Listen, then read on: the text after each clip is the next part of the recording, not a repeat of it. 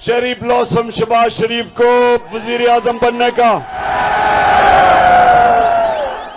इसको बड़ा शौक था वजीर आजम बनने का, क्योंकि इससे पहले बड़ा भाई वजीर आजम था 3 दफा। बड़ी देर की इसने अचकन सलवाई हुई थी और इसने बड़ी मेहनत की। गुवाहाट के नौजवानों, इसने बड़ी मेहनत की है वजीर आजम बनने के लिए। इसमें खास इसके पास जो फन है वो जूते पॉलिश करने का है। 2 किस्म के जूते ये बड़ी अच्छी तरह पॉलिश करता है।